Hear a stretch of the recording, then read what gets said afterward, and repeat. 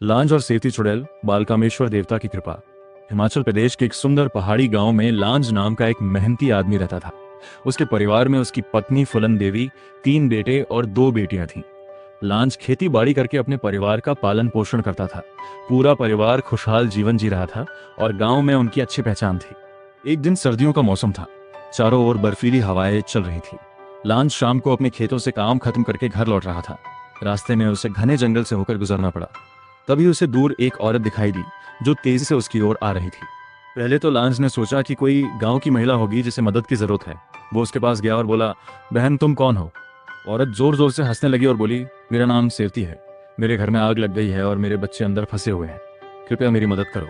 लांज दयाल स्वभाव का था। वो उसकी मदद करने के लिए उसके साथ चल पड़ा। कुछ दूर जाने के बाद अचानक लांज की नजर उसके पैरों पर पड़ी। उसने देखा कि उसके पैर पीछे की ओर मुड़े हुए थे।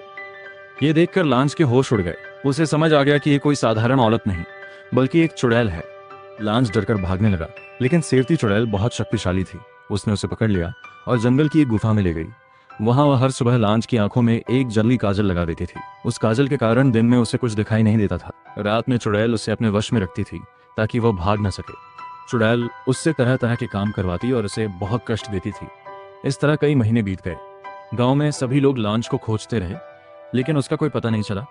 उधर उसकी पत्नी फुलन देवी अपने पति की चिंता में दिन रात रोती रहती थी। आखिरकार वो अपने गांव के आराध्य देवता बालकामेश्वर देवता के दरबार में पहुंची। वहां उसने हाथ जोड़कर प्रार्थना की और रोते हुए बोली, हे मेरे देवता, मेरे पति कई महीनों से लापता है। कृपा करके उन्हें ढूंढकर वापस लाने में मेरी सहायता करें। फुलन देवी की सच्ची भक्ति देखकर देवता प्रसन्न हुए। देवता ने आशीर्वाद देते हुए कहा, चिंता मत करो, बहुत जल्द तुम्हारा पति तुम्हारे पास लौट आएगा। इसके बाद बालकामेश्वर देवता ने अपनी दिव्य शक्ति से सेवती चुड़ैल का पता लगाया। जंगल में देवता और चुड़ैल के बीच भयंकर युद्ध हुआ। चुड़ैल ने अपनी सारी मायावी शक्तियां लगा दी, लेकिन देवता की शक्ति के सामने वह टिक न सकी। अंत में बालकामेश्वर देवता ने चुड़ैल को पराजित कर दिया और लांज को उसके चंगुल से मुक्त करा लिया। जादुई काजल का प्रभाव भी समाप्त हो गया। लांज की आंखों की रोशनी लौट आई और वह अपने घर वापस आ गया। जब फुलन देवी और बच्चों ने लांज को देखा तो उनकी खुशी का ठिकाना नहीं रहा। पूरे गांव में उत्सव मनाया गया। सभी ने बालकामेश्वर देवता का धन्यवाद किया। उस दिन के बाद लांज और उसका परिवार फिर से खुशी खुशी रहने लगा।